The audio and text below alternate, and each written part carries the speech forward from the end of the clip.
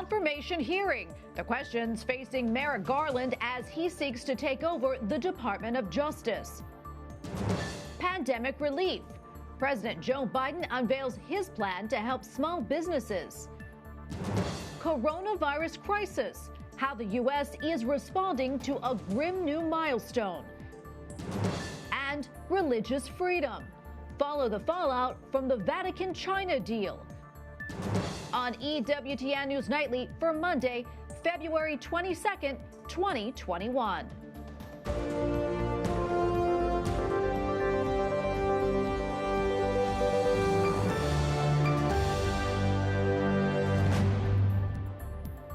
Thank you so much for being with us tonight. I'm Tracy Sable. 5 years after his Supreme Court nomination died in a political standoff, Merrick Garland had his confirmation hearing before the Senate Judiciary Committee as President Joe Biden's choice for Attorney General. Capitol Hill correspondent Eric Rosales reports. Eric? Well, Tracy, it is interesting that the federal judge said that we are in worse shape off when it comes to domestic terrorism right here in the United States than we were after the 1995 Oklahoma City bombing. Now, both Republicans and Democrats expressed that they would like to see a Department of Justice that's free from political motivation. But Republicans went one step further and brought up the investigation against former President Donald Trump, known as Crossfire Hurricane. My vision for the Justice Department: to dispense the law fairly and impartially, without respect to persons and without respect to political parties. Attorney General nominee Merrick Garland vows to prioritize civil rights, combat extremist attacks, and ensure the Justice Department remains politically independent. As Attorney General, he would oversee politically sensitive cases, including the investigation into Hunter Biden's taxes and the origins of the probe into former President Trump's dealings with Russia. Have you discussed this Hunter Biden case with the president or anyone else? I have not. The president made abundantly clear in every public statement before and after my nomination that decisions about investigations and prosecutions will be left to the Justice Department. Republican John Cornyn questioned about the surveillance tools used against then presidential candidate Donald Trump. My entire career as a Justice Department official was aimed at ensuring that we used FISA only as appropriate under the law as it existed at the time. The 68-year-old graduate of Harvard Law School has served on the U.S. Court of Appeals for the District of Columbia Circuit since 1997. In 2016, he was nominated to succeed the late Justice Antonin Scalia, but was snubbed by Republicans. Garland says if confirmed, he will uphold the Constitution of the United States. The president nominates the Attorney General to be the lawyer, not for any individual, but for the people of the United States. Merrick Garland's confirmation hearing is expected to continue tomorrow. Now, senators will vote on whether or not to send it to the full Senate floor, which will take place on March 1st. And it is likely that he will get confirmed because several Republicans said that they will vote yes. From the Capitol, Eric Rosales, EWTN News Nightly. The Supreme Court will consider a case involving federal funding of pro-abortion groups in the United States. The justices said today that they will review the Trump administration's Protect Life rule. It bans federally funded health care providers in the Title X family planning program from referring patients for abortions. Planned Parenthood withdrew from the program rather than complying with the rule, forfeiting an estimated $60 million. Joining us now is Carrie Severino, president of the Judicial Crisis Network. Carrie, welcome back. Great to speak with you. I want to talk about Merrick Garland's confirmation hearings in just a moment, but first, I want to get your thoughts on the Supreme Court's announcement regarding the Trump administration's Protect Life rule. Well, it's no surprise it was a major rule that the Ninth Circuit did uphold. So it's not surprising that the Supreme Court would then also weigh in. The actual legal question isn't really one of the wisdom of making sure that that funding that's not supposed to go for abortions is separated. There's kind of a firewall there, which is what that rule is about, from funding that does from groups that do perform abortions. The legal question is actually about the administrative law procedures that were followed in making that rule. So that's really what the court's going to be looking at as they review it. And I want to go back now to Merrick Garland. What should our viewers know about him, especially when it comes to where he stands on the fight for the unborn? Sure. So Merrick Garland is a longtime D.C. Circuit judge, and he's, as many people know, he was nominated for Justice Scalia's seat on the Supreme Court, did not get that position. However, Biden now, by nominating him for the Attorney General's seat, frees up a seat on the D.C. Circuit for him to fill as well. Garland does seem to be someone who already has some bipartisan support. My biggest concern about him, though, is that while he presents himself as a moderate candidate, and that's certainly how he attempted to come across in today's confirmation hearings. Some of the people nominated underneath him, for example, Vanita Gupta, who would be his associate attorney general, are true radicals. And there's a lot of concerns that the dark money forces that help put Biden in office are then asking for more radical appointees at these levels. So you might have Garland, who has a very calm, moderate demeanor at the top of the Department of Justice, but the people underneath him have espoused very radical views. Gupta, for example, has endorsed defunding the police or removing and diminishing criminal penalties for people, including white supremacists and terrorists. And well, Garland was pressed a little bit today. Senator Lee, Senator Cotton had some good questioning, pressing him on, does he support some of those policies? He really was very difficult to pin down. He said he distanced himself from some of the extremist language that Gupta had used while still endorsing her as a candidate. And I think it's going to be really challenging for the Biden administration to toe that line when they have these radicals coming from liberal dark money groups in these high positions within the Department of Justice. And Carrie, I know in the National Review late last week, you listed 10 questions that you hope senators would actually ask Judge Garland. Did they ask any of those questions? Yeah, as I said, it was very encouraging to see some of them bring up some of those key points. As I said, like saying, well, how do you really feel about diminishing these sentences for white supremacists and terrorists? Senator Cotton went to that point, and as I said, Senator Lee also discussed, Senator Hawley discussed some of the outrageous positions that Gupta has put.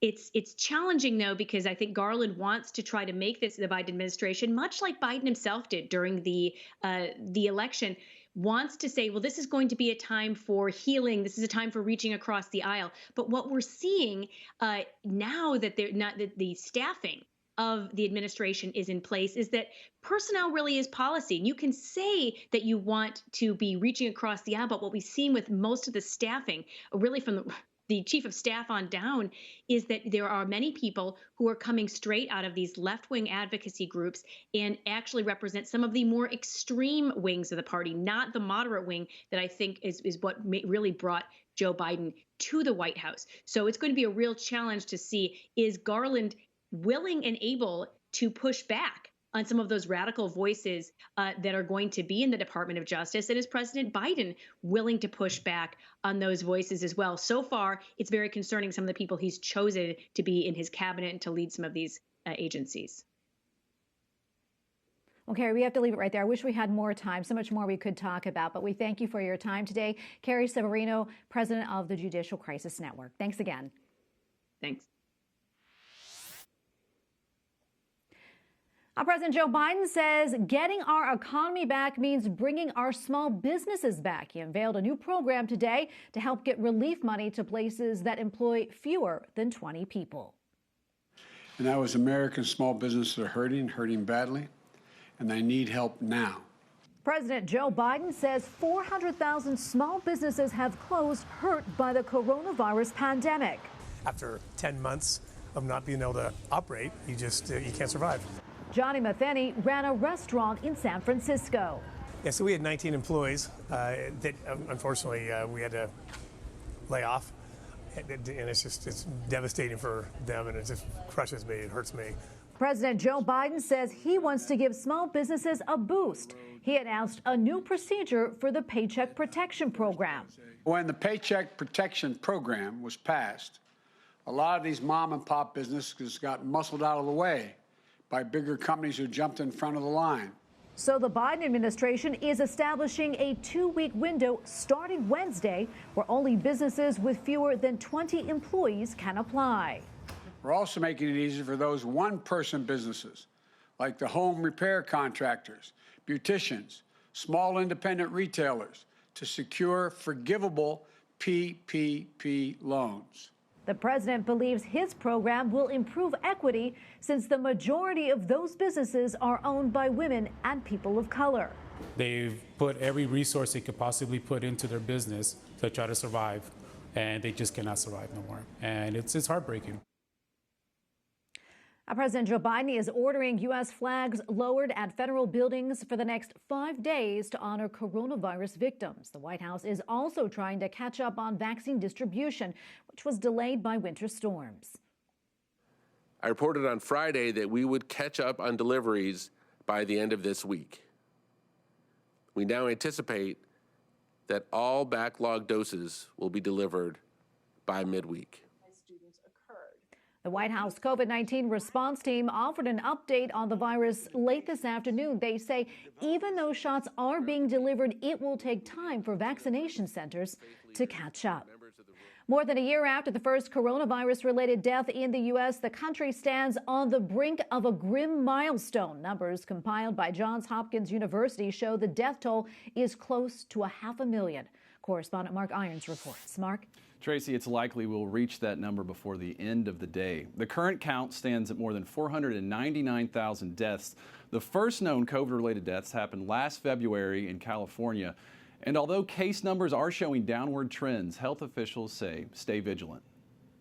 It's nothing like we've ever been through in the last 102 years since the 1918 influenza pandemic. As the U.S. COVID-related death toll hovers around 500,000, the latest forecast from the University of Washington's Institute for Health Metrics and Evaluation predicts another 91,000 COVID-19 deaths by June 1st. And that's the reason why we keep insisting to continue with the public health measures, because we don't want this to get much worse than it already is. According to the Centers for Disease Control and Prevention, more than 18 million people in the U.S. are fully vaccinated.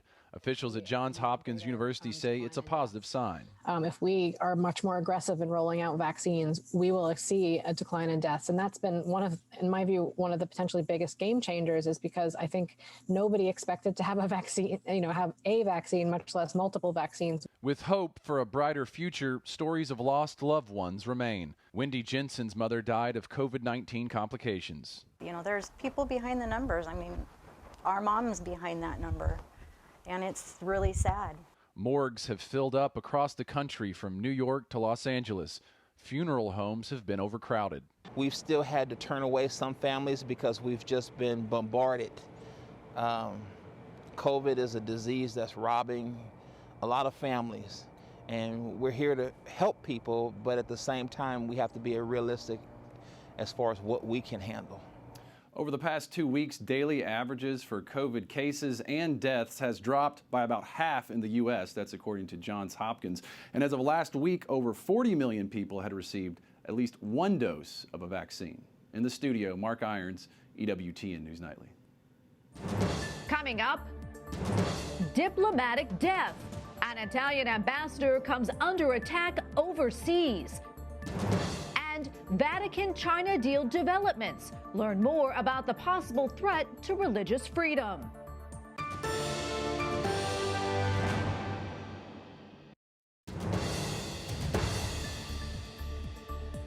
A defrocked Catholic priest is set to go on trial today in East Timor. Richard Dashbach is accused of sexually abusing young girls at a children's shelter that he ran in the Southeast Asian nation. The 84-year-old is a former missionary from Pennsylvania. He is also wanted in the United States on 3 counts of wire fraud. The Italian ambassador to the Democratic Republic of Congo was among 3 people killed in an attack earlier today. Luca Attanasio was killed while traveling in a United Nations convoy. He was set to attend a program on providing food to local schools. The 43-year-old leaves behind a wife and 3 young children.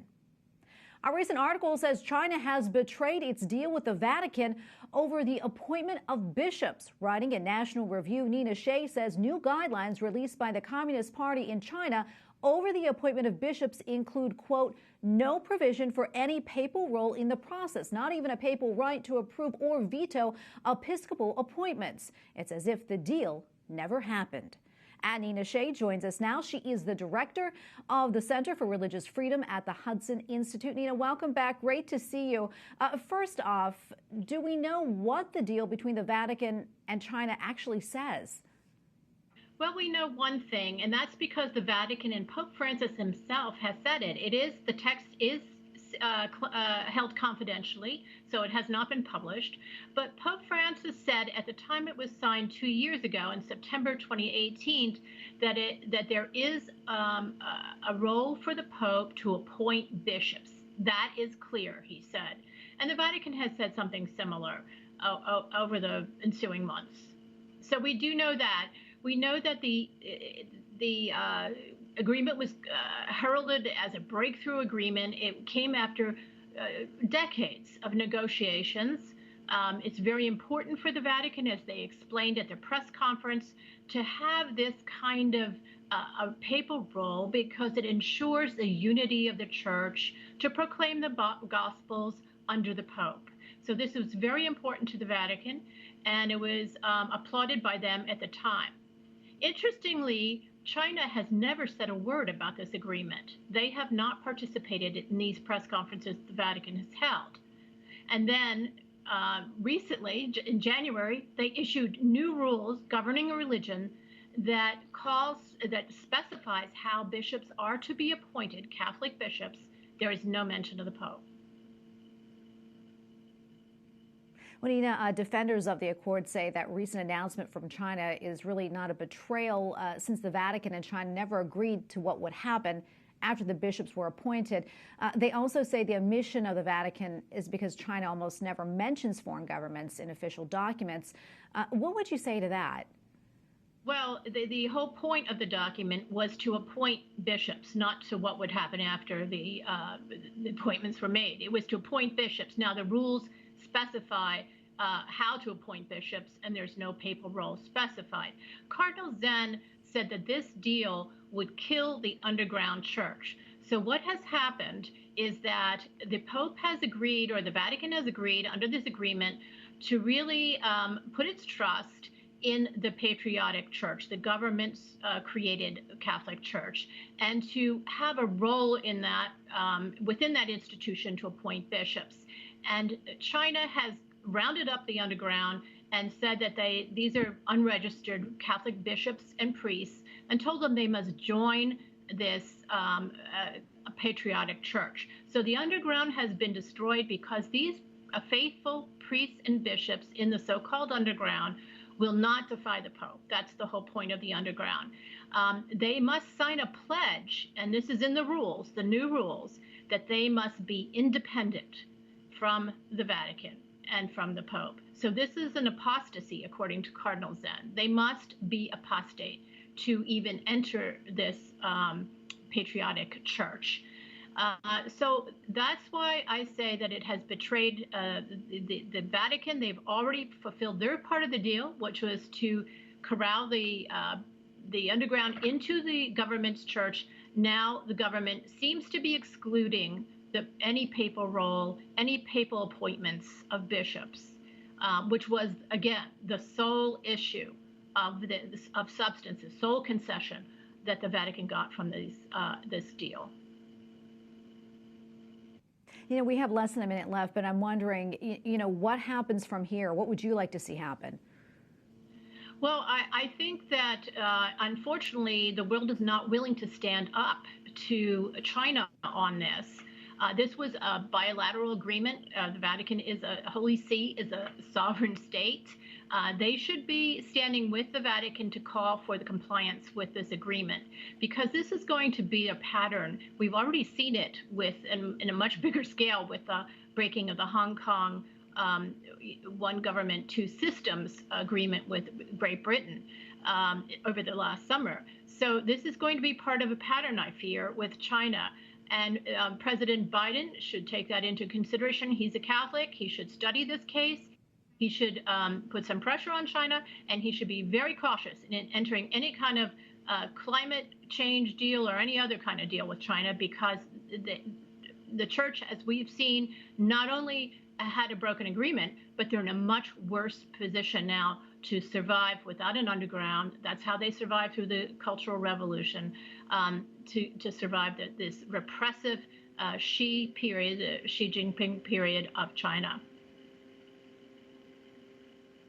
Well, Nina, thank you so much for coming on. We always appreciate your analysis. Nina Shea, Director of the Center for Religious Freedom at the Hudson Institute. Thanks again, Nina. Thank you. Up next, Rome recap. EWTN News Vatican correspondent Colin Flynn shares the big stories you may have missed.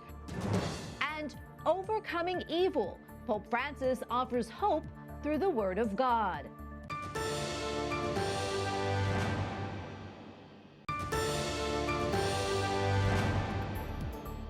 Pope Francis recalls the heroic efforts of doctors and nurses as Italy remembers 1 year since the first native case of the coronavirus emerged in the country.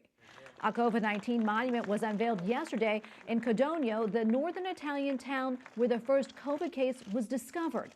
The Vatican's head for Catholic education blessed the memorial. Since the outbreak, over 95,000 Italians have died from the virus. EWTN News Rome correspondent Colin Flynn joins us now. Colin, great to see you. So tell us, what was Pope Francis's message to Italians on this solemn anniversary regarding the pandemic? Good evening, Tracy. Well, when the coronavirus hit Italy, everyone was in despair, locked down in their homes, while Italy really grappled with a huge number of rising positive cases.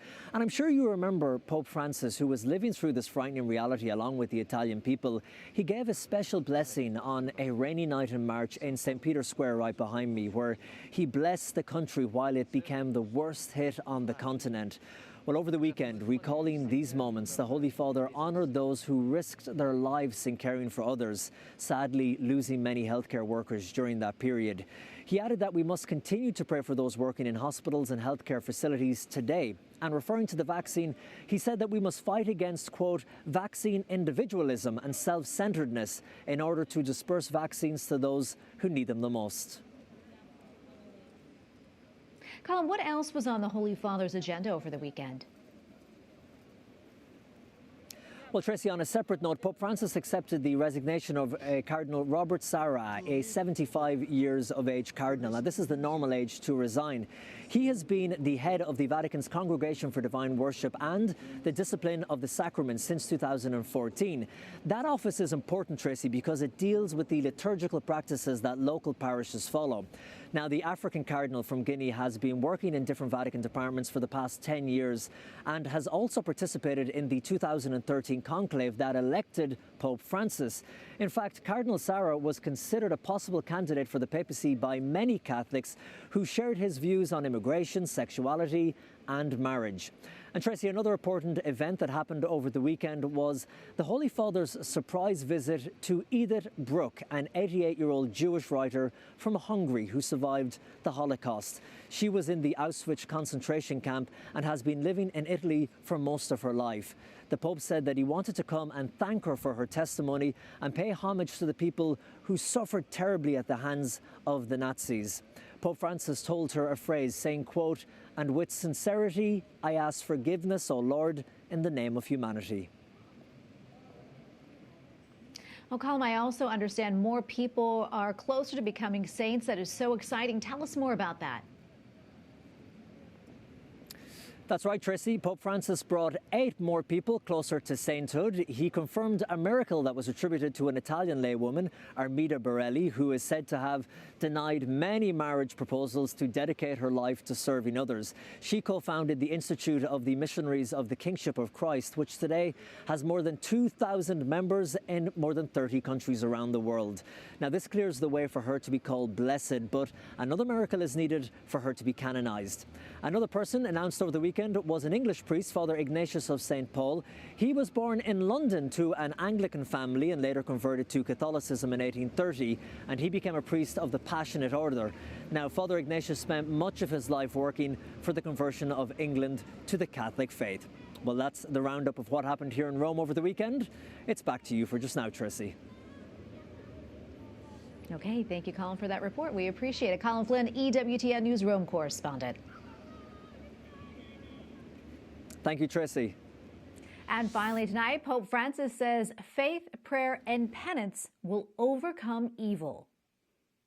Nella sua vita Gesù mai ha fatto un dialogo col diavolo. Speaking to the faithful in St. Peter's Square yesterday, the Holy Father says when Jesus was in the desert, he never dialogued with the devil. Rather, he was speaking to the human heart. The Pope said when we are tempted by evil, we must learn to respond with the Word of God. And we thank you for watching tonight. For the entire EWTN News Nightly team, I'm Tracy Sable. Good night and God bless.